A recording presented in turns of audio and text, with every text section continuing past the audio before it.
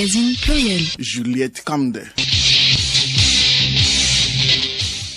Bonjour, bienvenue dans le journal. Question gestion durable et non conflictuelle du bassin du Mono entre le Togo et le Bénin. Le Conseil des ministres de l'autorité du dit bassin a tenu sa 6e réunion hier à Lomé.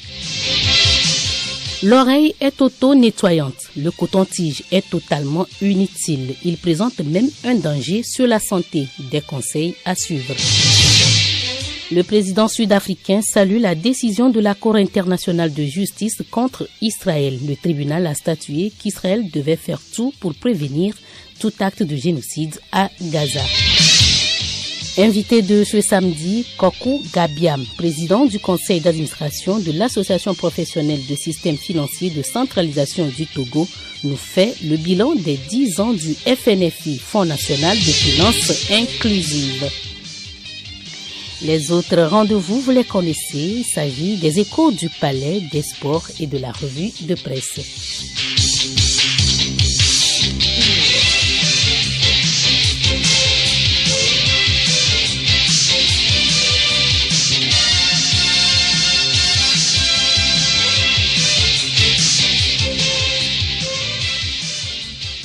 Gestion durable du bassin du Mono entre le Togo et le Bénin. Le Conseil des ministres de l'autorité du dit bassin a tenu sa 6e réunion hier à Lomé. Cette réunion fait suite à celle du comité des experts et planche à, entre autres, sur le bilan des activités. Angèle Routondi. La direction exécutive de l'autorité du bassin du Mono ABM a travaillé durant l'année 2023 sur 4 projets principalement. Nicolas Ansai Dadjaniakbaou, directeur exécutif de l'ABM. Il y a le projet Initiative régionale pour l'eau et l'environnement dans le bassin du Mono qui a été soumis au Fonds pour l'environnement mondial pour un montant de 5 millions de dollars US. Il y a également le projet Bouclier Climat Mono qui a été développé également soumis au fonds d'adaptation pour un montant de 14 millions de dollars US. Il y a une initiative de projet que nous sommes en train de conduire en collaboration avec la BOAD et c'est à soumettre au fonds vert climat d'un montant de 24 millions de dollars US. Nous avons eu à développer un projet destiné aux eaux souterraines dont le bassin du Mono est bénéficiaire.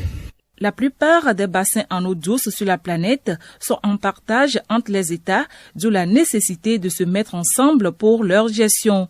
Dame Haneyak, ministre d'État, ministre de l'eau et de l'hydraulique villageoise. Le Togo, à l'instar de la plupart des pays de la sous-région ouest-africaine, partage la plus grande partie de ses ressources en eau avec d'autres pays. Ceci est d'autant plus vrai que, à l'échelle mondiale, 60% des ressources en eau se retrouvent dans les bassins transfrontaliers. Aucun pays ne peut prétendre gérer seul la totalité de ses ressources en eau. Compte tenu de cette interdépendance entre pays riverains, le Togo, sous la haute impulsion du président de la République, son Excellence M. Faure et son Zemina Gnassingbé, ne ménage aucun effort pour faire de la coopération transfrontalière son cheval de bataille en vue de contribuer à la mise en place des cadres de gestion coordonnés, durables et non conflictuels des ressources en eau partagées. L'équipe de la République du Bénin à cette réunion du Conseil des ministres de l'ABM est conduite par le ministre de l'eau, de l'énergie et de mines, Samou Seydou Adambi. Il a souhaité que la machine de l'autorité du bassin puisse progresser vers une maturation face aux défis dans un contexte de changement climatique. L'eau, c'est la vie, dit-on souvent. Fini donc les longues distances pour se procurer de l'eau à Tovégan et à Tedaroy. Dans la préfecture de Lavé, 2 forages d'eau ont été inaugurés ce samedi pour le bonheur des populations. C'est une initiative de l'organisation à but non lucratif Leslie Paresino. C'est tambour battant et chants de joie que les populations de ces 2 localités ont accueilli le joyau. Elles ont salué cet ouvrage humanitaire qui vient soulager leur peine. Pour la présidente de cette organisation, Passerino, cette action répond à la politique de couverture en eau potable de 85% d'ici 2025. Son organisation entend donc apporter sa contribution aux efforts du gouvernement togolais. Madame Paresino a profité de l'occasion pour sensibiliser les bénéficiaires sur l'hygiène et les former sur le bon usage des installations. Diplomatie à présent, l'Inde a célébré hier vendredi le 75e anniversaire de son indépendance. L'ambassade indienne au Togo a offert à cet effet un cocktail à Lomé pour marquer l'événement. Kilim Poyodi.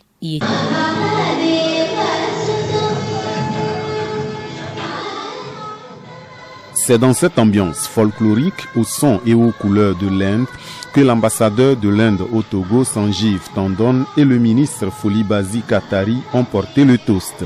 Ils n'ont pas manqué de louer les excellentes relations bilatérales qui existent entre le géant d'Asie du Sud et le Togo. Sanjeev Tandon, ambassadeur de l'Inde au Togo. There are a couple of things I would like to highlight. Il y a plusieurs choses que j'aimerais souligner. L'une des choses, c'est de remercier le président de la République, son Excellence Faure Essoufou Gnassingbe, de par les soutiens, les appuis que nous avions reçus de lui. Parce que l'ambassade de l'Inde est une nouvelle ambassade établie au Togo. Et ceci, c'est la deuxième fois que nous sommes en train de célébrer la journée de la Constitution indienne. Certes, la chancellerie indienne est l'une des plus jeunes au Togo, créée il y a 3 ans. Mais les potentialités et les projets sociaux sont la base d'un développement qui motive la présence de la forte colonie indienne au Togo, a relevé le diplomate indien. La collaboration entre l'Inde et le Togo aujourd'hui est renforcée par le développement de capacités, les bourses d'études, les relations culturelles. La diaspora ici au Togo fait des activités sociales à l'endroit de la population du Togo et c'est ce qui renforce la collaboration entre l'Inde et le Togo. On notait la présence de plusieurs officiels togolais, des ambassadeurs d'Allemagne et de France. Une troupe de danse traditionnelle du Togo se rendra en Inde en février prochain dans le cadre de la coopération culturelle qui existe entre Lomé et New Delhi. Conseil santé à présent, les cotons-tiges sont totalement inutiles et en réalité présenteraient même des dangers pour la santé. Ils sont fortement déconseillés par les médecins. Ils poussent le cérumen au fond de l'oreille et peuvent même créer des micro-traumatismes dans le conduit. Dr Maranatha Amegan, otorino-laryngologiste. Le cérumen lui-même se fabrique, lui-même s'élimine. Maintenant, quand on y met des choses, coton-tige, plume d'oiseau, les écouteurs, on désorganise ce système naturel qui est en place. Et c'est là maintenant qu'il y aura une stagnation de ce cérumen-là pour faire un bouchon qui va durcir. Quand un enfant naît et qu'on n'a jamais mis de coton-tige dans ses oreilles, il n'aura pas de problème d'oreille. Entre otite externe, perforation du tympan et paralysie faciale, les problèmes de santé que les cotons-tiges peuvent causer sont nombreux. Il n'y a donc pas besoin de nettoyer les oreilles. Une visite annuelle chez l'otorino-laryngologiste est plus efficace. Le grand jeu Tombola de Togocom, tu gagnes ou tu gagnes, se poursuit. La société de téléphonie mobile a récompensé ses fidèles clients au 7e tirage hier à Lomé. C'était au cours d'une cérémonie organisée pour la circonstance. Compte rendu, Rebecca Kogomna, Florent Abi. Cette semaine, Togocom a enregistré 10 gagnants dont 2 M. Il y a le projet Initiative régionale pour l'eau et l'environnement dans le bassin du Mono qui a été soumis au Fonds pour l'environnement mondial pour un montant de 5 millions de dollars US. Il y a également le projet Bouclier Climat Mono qui a été développé également soumis au fonds d'adaptation pour un montant de 14 millions de dollars US. Il y a une initiative de projet que nous sommes en train de conduire en collaboration avec la BOAD et c'est à soumettre au fonds vert climat d'un montant de 24 millions de dollars US. Nous avons eu à développer un projet destiné aux eaux souterraines dont le bassin du Mono est bénéficiaire. La plupart des bassins en eau douce sur la planète sont en partage entre les États, d'où la nécessité de se mettre ensemble pour leur gestion. Dame Haniyak, ministre d'État, ministre de l'eau et de l'hydraulique villageoise. Le Togo, à l'instar de la plupart des pays de la sous-région ouest-africaine, partage la plus grande partie de ses ressources en eau avec d'autres pays. Ceci est d'autant plus vrai que, à l'échelle mondiale, 60% des ressources en eau se retrouvent dans les bassins transfrontaliers. Aucun pays ne peut prétendre gérer seul la totalité de ses ressources en eau. Compte tenu de cette interdépendance entre pays riverains, le Togo, sous la haute impulsion du président de la République, son Excellence M. Faure Essoufou Gnassingbe, ne ménage aucun effort pour faire de la coopération transfrontalière son cheval de bataille en vue de contribuer à la mise en place des cadres de gestion coordonnés, durables et non conflictuels des ressources en eau partagées. L'équipe de la République du Bénin à cette réunion du Conseil des ministres de l'ABM est conduite par le ministre de l'Eau, de l'Énergie et de Mines, Samou Seydou Adambi. Il a souhaité que la machine de l'autorité du bassin puisse progresser vers une maturation face aux défis dans un contexte de changement climatique. L'eau, c'est la vie, dit-on souvent. Fini donc les longues distances pour se procurer de l'eau à Tovégan et à Tedaroy. Dans la préfecture de l'Avé, 2 forages d'eau ont été inaugurés ce samedi pour le bonheur des populations. C'est une initiative de l'organisation à but non lucratif Leslie Paressinou. C'est tambour battant et chants de joie que les populations de ces 2 localités ont accueilli le joyau. Elles ont salué cet ouvrage humanitaire qui vient soulager leur peine. Pour la présidente de cette organisation, Passerinou, cette action répond à la politique de couverture en eau potable de 85% d'ici 2025. Son organisation tente donc à apporter sa contribution aux efforts du gouvernement togolais. Madame Parissino a profité de l'occasion pour sensibiliser les bénéficiaires sur l'hygiène et les former sur le bon usage des installations. Diplomatie à présent, l'Inde a célébré hier vendredi le 75e anniversaire de son indépendance. L'ambassade indienne au Togo a offert à cet effet un cocktail à Lomé pour marquer l'événement. Kilim Poyode.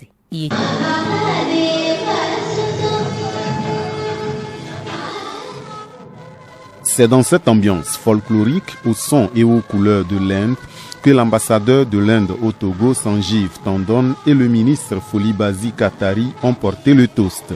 Ils n'ont pas manqué de louer les excellentes relations bilatérales qui existent entre le géant d'Asie du Sud et le Togo. Sanjeev Tandon, ambassadeur de l'Inde au Togo. There are a couple of things I would like to highlight. First, I would like to... Il y a plusieurs choses que j'aimerais souligner. L'une des choses, c'est de remercier le président de la République, son Excellence Fort et Sosdina Nyansibé, de par les soutiens, les appuis que nous avions reçus de lui. Parce que l'ambassade de l'Inde est une nouvelle ambassade établie au Togo. Et ceci, c'est la 2e fois que nous sommes en train de célébrer la journée de la Constitution indienne. Certes, la chancellerie indienne est l'une des plus jeunes au Togo, créée il y a 3 ans, mais les potentialités et les projets sociaux sont la base d'un développement qui motive la présence de la forte colonie indienne au Togo, a relevé le diplomate indien. La collaboration entre l'Inde et le Togo aujourd'hui est renforcée par le développement de capacités, les bourses d'études, les relations culturelles. La diaspora ici au Togo fait des activités sociales à l'endroit de la population du Togo et c'est ce qui renforce la collaboration entre l'Inde et le Togo. On notait la présence de plusieurs officiels togolais, des ambassadeurs d'Allemagne et de France. Une troupe de danse traditionnelle du Togo se rendra en Inde en février prochain dans le cadre de la coopération culturelle qui existe entre Lomé et New Delhi. Conseil santé à présent, les cotons-tiges sont totalement inutiles et en réalité présenteraient même des dangers pour la santé. Ils sont fortement déconseillés par les médecins. Ils poussent le cérumen au fond de l'oreille et peuvent même créer des micro-traumatismes dans le conduit. Docteur Maranatha Amegan Otorino, laryngologiste. Le cérumen lui-même se fabrique, lui-même s'élimine. Maintenant, quand on y met des choses, coton-tige, plume d'oiseau, les écouteurs, on désorganise ce système naturel qui est en place. Et c'est là maintenant qu'il y aura une stagnation de ce cérumen-là pour faire un bouchon qui va durcir. Quand un enfant naît et qu'on n'a jamais mis de coton-tige dans ses oreilles, il n'aura pas de problème d'oreille.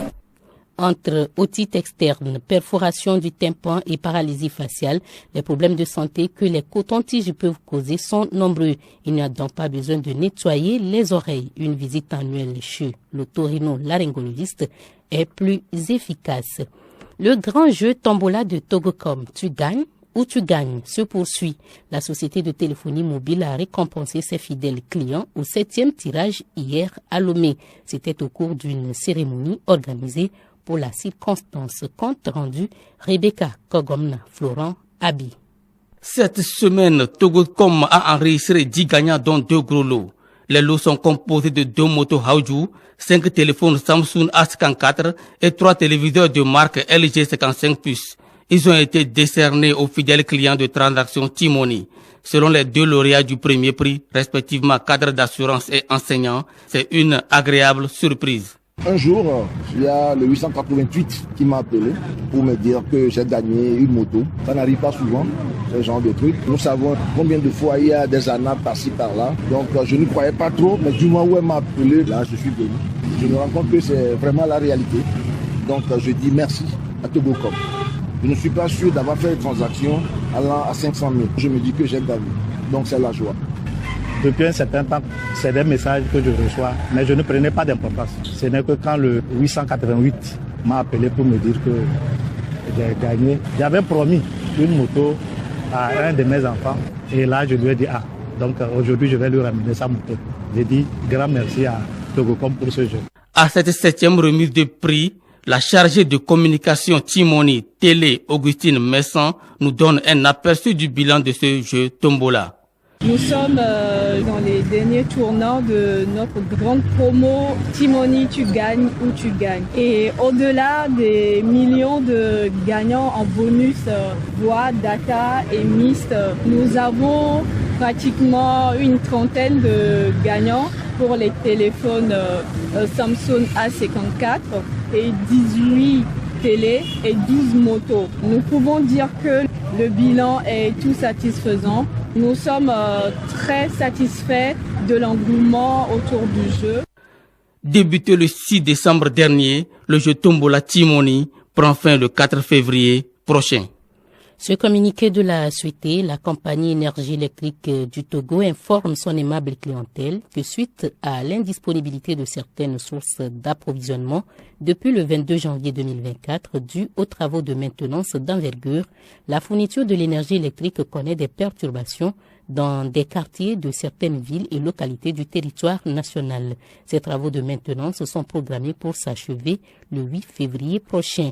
Les équipes techniques de la SUETE, de la SUEB et des producteurs sont mobilisés pour atténuer au maximum ces perturbations. La direction générale présente une fois encore ses excuses aux clients concernés pour les désagréments et les remercie pour leur bonne compréhension.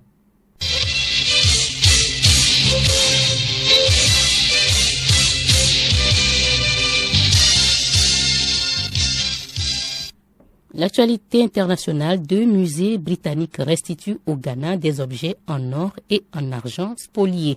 Une restitution sous forme de prêt à long terme. Ce retour intervient après d'importantes négociations entre le Ghana et les structures britanniques concernées. Les objets couverts par l'accord de prêt comprennent un disque d'âme que le roi Ashanti portait pour protéger son âme, ainsi qu'un culimètre de la paix et 7 sections d'ornements en feuilles d'or. Ce retour intervient alors que les institutions britanniques sont appelées à rendre à l'Afrique les objets d'art spoliés lors des batailles coloniales britanniques il y a 150 ans. L'Algérie dit avoir pris connaissance avec beaucoup de regrets de la décision du Mali de mettre fin avec effet immédiat à l'accord d'Alger signé en 2015 avec les groupes interdépendistes du nord du pays. L'accord qui était considéré comme vital pour la stabilisation du pays a été un point de discorde ces dernières années. Bamako a invoqué le changement de posture de certains groupes signataires et les actes d'hostilité et d'instrumentalisation de l'accord par les autorités algériennes pour justifier cette rupture. Les autorités malienne, bien sûr, accuse également l'Algérie d'abriter les bureaux de certains groupes signataires qui se sont transformés en acteurs terroristes. Le ministre algérien des Affaires étrangères, de son côté, soutient qu'il n'a jamais failli à travailler à la mise en œuvre de l'accord pour la paix et la réconciliation au Mali avec sincérité, bonne foi et solidarité indéfectible envers le Mali frère. Le président sud-africain Cyril Ramaphosa salue la décision de la Cour internationale de justice contre Israël. Le tribunal a statué dans une ordonnance préliminaire qu'Israël devrait faire tout ce qui était en son pouvoir pour prévenir tout acte de génocide dans le cadre de son offensive à Gaza. L'accord n'a pas ordonné de cesser le feu comme l'Afrique du Sud le souhaitait, mais le président a rappelé que c'était nécessaire afin de permettre des négociations pour qu'Israël et la Palestine puissent exister l'un à côté de l'autre, comparant des actions d'Israël à Gaza à l'histoire de l'apartheid en Afrique du Sud. Le Niger traverse une période difficile sur un plan économique du fait des sanctions de la CEDEAO et de l'arrêt de l'aide internationale. Le pays ne parvient plus aujourd'hui à rembourser certaines de ses dettes et accumule les arriérés de paiement. La situation se dégrade également sur un plan sécuritaire. Pour tenter de trouver de nouveaux partenaires, Ali Mahaman Lamine Zein, le premier ministre nigérien, a récemment entrepris une tournée diplomatique qu'il a notamment amenée en Russie et en Iran. En Russie, il s'est rendu avant son escale en Iran. M. Zainuddin a convenu d'intensifier sa coopération. Rubrique invitée à présent, le Fonds national de la finance inclusive FNFI a célébré jeudi dernier ses 10 ans d'existence. En prélude à l'événement, la structure a organisé une conférence de presse à Lomé. À l'issue de cette rencontre avec les journalistes, Hervé Segouanou a interviewé Korkou Gabiam sur le bilan des activités du FNFI. Il est le président du conseil d'administration de APSFD, Association professionnelle de systèmes de financiers et de centralisation du Togo. Nous suivons l'entretien. Korkou Gabiam, bonjour. Bonjour. Le FNFI fête 10 ans. Quelles sont les activités réalisées? Pendant ces 10 années, nous avons vu les institutions, à travers le mécanisme du fait-faire du FNFI, qui ont mis en place des concours financiers pour les bénéficiaires. Donc au total, 1 100 000 bénéficiaires ont été touchés et des centaines de milliards de crédits ont été accordés. Et cela à travers les guichets des institutions de microfinance. En dehors de ces activités, quelles sont les perspectives d'avenir du Fonds national de la finance inclusive? Ces 10 années ont permis également le renforcement de capacités au niveau du FNFI et également au niveau des institutions de microfinance, parce qu'il y a eu des formations qui ont été organisées à l'attention des praticiens de la microfinance, et cela par le biais du FNFI. Et pendant ces 10 années, nous avons vu que l'inclusion financière a été au cœur des stratégies au niveau des institutions, ce qui a permis aujourd'hui d'avoir un taux d'inclusion financière de 85,72%, avec une participation de plus de 50% des institutions de microfinance à ce taux d'inclusion financière du Togo. En dehors de ces activités, quelles sont les perspectives d'avenir du Fonds national de la finance inclusive? D'abord, renforcer le partenariat avec le FNFI, et cela passe par la mise en place de nouveaux produits pour redynamiser le partenariat. Et il y a la question de la digitalisation pour permettre à ce que les zones non encore atteintes, nous puissions les atteindre. Et il y a des populations qui sont très reculées, et la digitalisation dans les prochains mois et années à venir permettront à ce que les institutions de microfinance puissent toucher également ces populations et augmenter par ce biais le taux d'inclusion financière de nos populations. Et il y a également les questions d'éducation financière que nous comptons renforcer, parce qu'une population bien éduquée à la chose financière permet également un bon remboursement des crédits et permet à nos institutions de pouvoir faire face à tout ce qui est difficulté dans l'offre des services financiers à ces populations.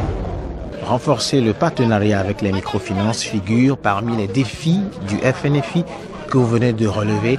Et dites comment FNFI collabore avec les microfinances. La collaboration, d'abord, ça passe par la signature d'une convention de performance que le FNFI signe avec les institutions individuellement. Et cette convention retrace les obligations de chacune des parties et également tout ce qui est volume de crédit à accorder, et également tout ce qui est appui que le FNFI doit apporter aux institutions dans le cadre de la mise en place des produits à ses bénéficiaires. Donc à travers cette convention, les institutions font des identifications d'abord des bénéficiaires, et ces bénéficiaires sont formés À l'heure actuelle, combien de microfinances partenaires du FNFI?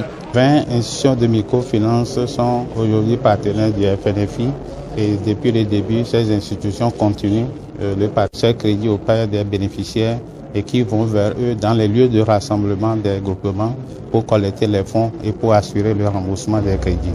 Et tout cela s'inscrit dans le cadre d'un partenariat que le FNFI signe avec chacune des institutions. Comment les microfinances comptent accompagner la digitalisation, un des défis majeurs du FNFI, pour atteindre les cibles? Bon, d'abord, au niveau des institutions de microfinance, nous-mêmes, dans nos activités, nous avons déjà inscrit comme priorité la digitalisation parce qu'on a compris aujourd'hui qu'avec la digitalisation, d'abord, le travail est plus aisé et le suivi est plus renforcé et on peut toucher beaucoup de personnes en un peu de temps. Donc, les institutions de microfinance elles-mêmes se sont déjà engagées dans cette démarche de digitalisation à travers d'abord la mise en place des infrastructures.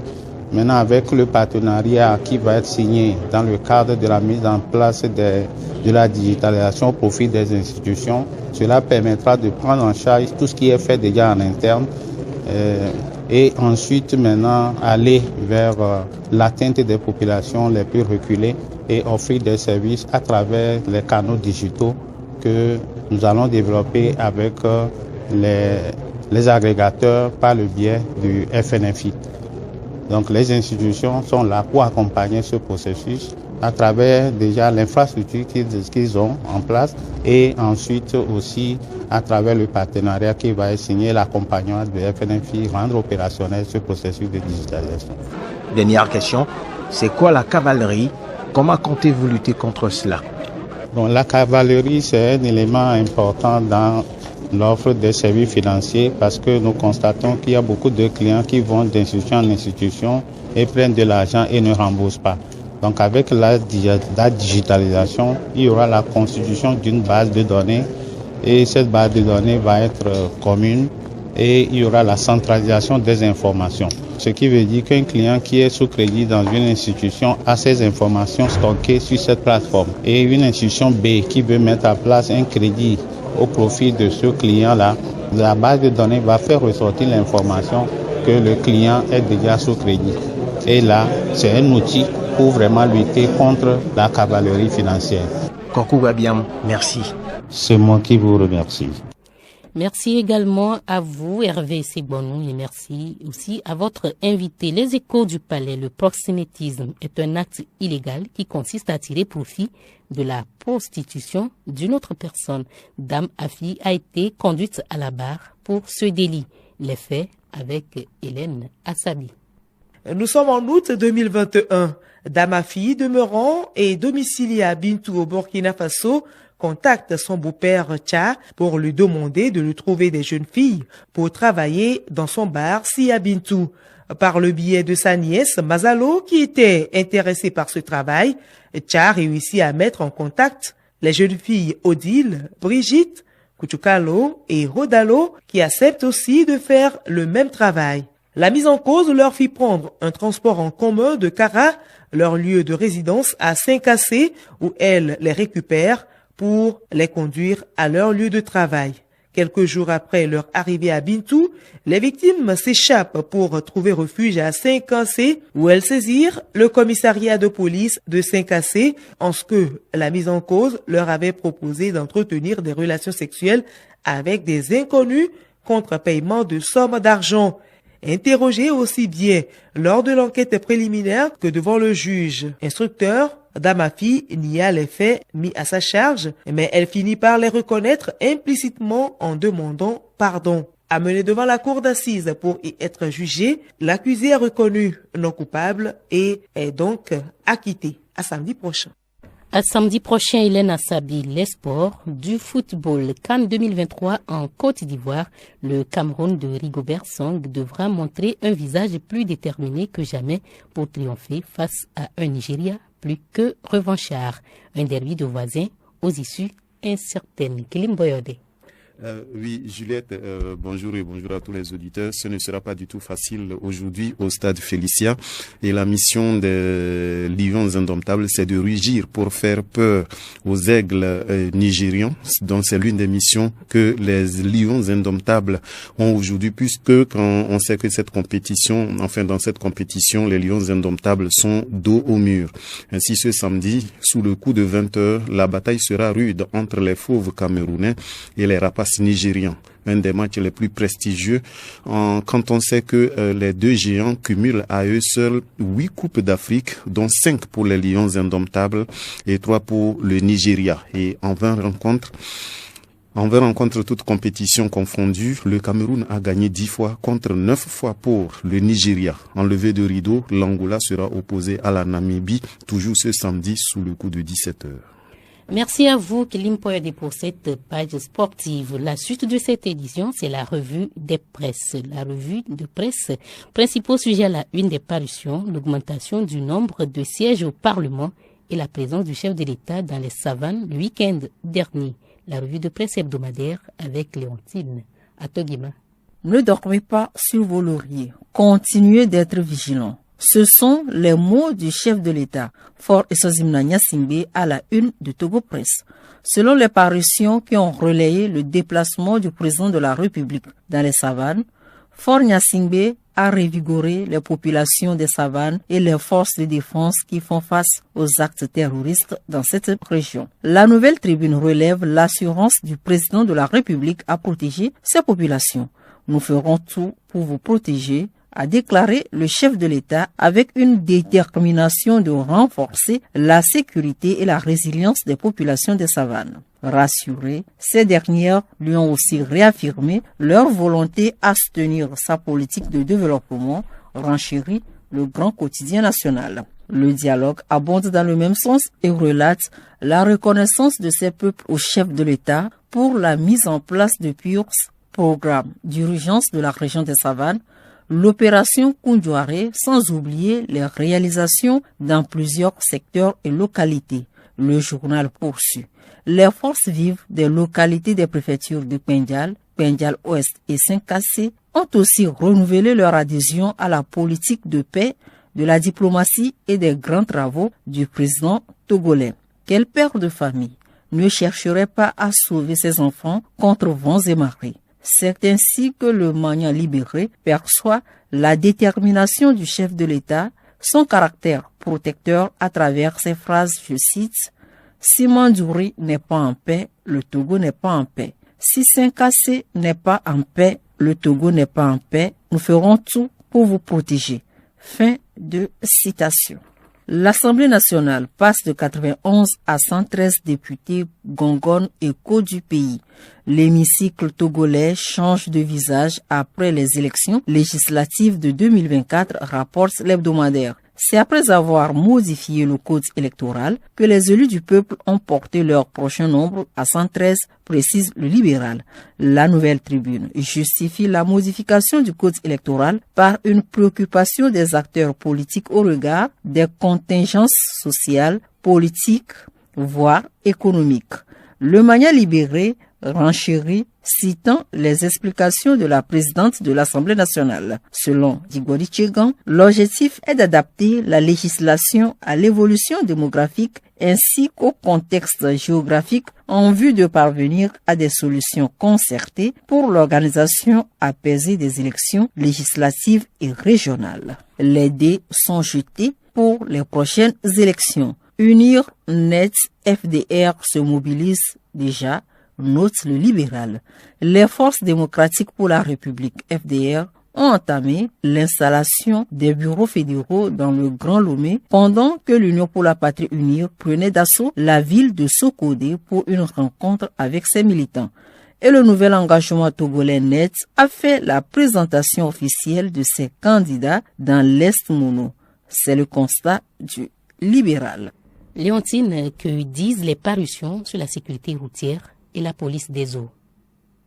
Juliette, elle est nouvelle pour les populations et délicate pour ses agents. Meguin Info relève que la police des eaux a pour mission de procéder aux enquêtes et constats sur les puits, forages et tout autre ouvrage ou installation de captage ou de prélèvement d'eau. Le dialogue rajoute: la police des eaux a pour rôle de rechercher et de constater les infractions au code de l'eau. Le ministre d'État de l'eau et de l'hydraulique villageoise, donnant les raisons de la mise sur pied de cette police dans les colonnes du journal, souligne que l'eau destinée à la consommation doit remplir toutes les conditions d'hygiène. C'est dans la logique de Yark Damran que le changement informe des difficultés d'approvisionnement en eau potable à Kouvé dans la préfecture de Yoto.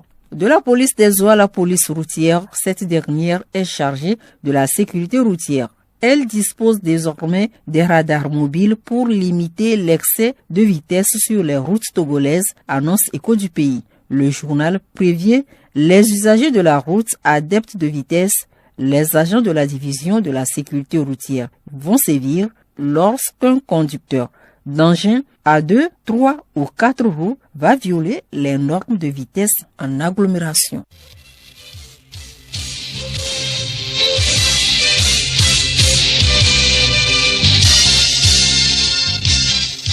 Pluriel, le magazine hebdomadaire de Radio Lomé. Merci à vous Léontine Atogima pour cette revue de l'actualité nationale. Le journal s'achève, le rappel des titres. Gestion durable et non conflictuelle du bassin du Mono entre le Togo et le Bénin. Le Conseil des ministres de l'autorité du dit bassin a tenu sa 6e réunion hier à Lomé. L'oreille est auto-nettoyante. Le coton-tige est totalement inutile. Il présente même un danger sur la santé. Vous avez donc suivi des conseils d'un ORL. Le président sud-africain salue la décision de la Cour internationale de justice contre Israël. Le tribunal a statué qu'Israël devrait faire tout pour prévenir tout acte de génocide à Gaza. Invité de cette semaine, Kokou Gabiam, président du conseil d'administration de l'association professionnelle des systèmes financiers de centralisation du Togo, nous a fait le bilan des 10 ans d'existence du FNFI, Fonds national de finances inclusives. Vous avez également suivi les échos du palais, les sports et la revue de presse. Joël Eclou était à la manette technique et Rebecca Kogomna a réalisé ce journal. Bon après-midi chez vous.